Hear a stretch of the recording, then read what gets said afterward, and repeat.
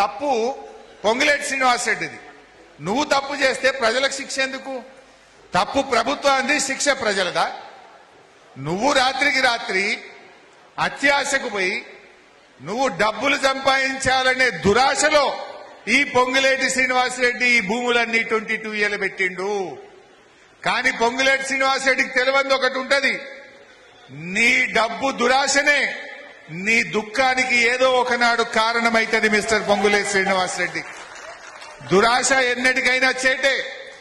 నువ్వు ఈ 22 ఏళ్ళు పెట్టాలి, కమిషన్లు కొట్టాలి, 30% వసూలు చేయాలని చేసిన ఒక కుట్రతోని ఇలా లక్షలాది మంది ప్రజల జీవితాలు ఆగమైనాయి.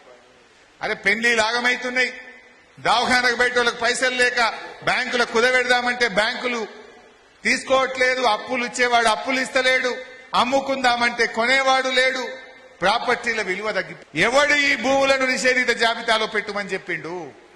ఎవరి తప్పు వల్ల ఈ లక్షలాది మంది ప్రజలు కనీసం గుండె మీద చేసుకొని నిద్ర కూడా పోని పరిస్థితులు ఎందుకు వచ్చినాయి? నిద్ర లేని రాత్రులు గడపడానికి, ఇన్ని లక్షల మంది ప్రజలను బాధ పెట్టడానికి కారకుడెవడో అతన్ని శిక్షించాలా వద్దా? ఉటినే సారీ చెప్తే అయిపోతుందా? అంటే వాడెవడో వస్తాడు, మర్డర్ చేస్తాడు, మళ్ళీ వచ్చి సారీ అనగానే మాఫా?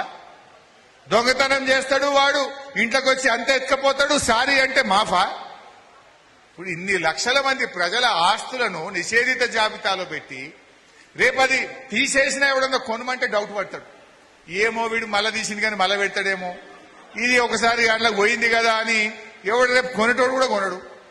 10,000కి పోతే 5,000కి ఇస్తావా లేకపోతే కొన అంటాడు.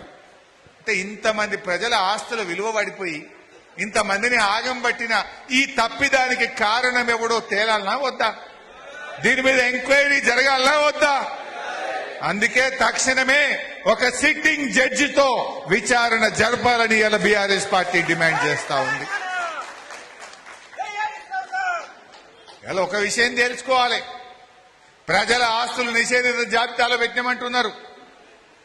మర్యాద కొద్ది తీసి తప్పు చేసిన వాడిని శిక్షించి నిర్ణయం తీసుకుంటే మీరు బతుకుతారు, పరిష్కరిస్తే బతుకుతారు, పరిష్కరించకపోతే ఈ ప్రజల పాదాల కింద నలిగి చేస్తారు, జాగ్రత్త అని చెప్పి హెచ్చరిస్తా ఉన్నా. ప్రజల ఆస్తులను మీరు నిషేధిస్తే ప్రజలందరూ కలిసి కాంగ్రెస్ పార్టీని, నిన్ను కూడా నిషేధిస్తారు మిస్టర్ రేవంత్ రెడ్డి. ఆ విషయం ఇవాళ గుర్తుపెట్టుకోవాల్సిన అవసరం ఉంది.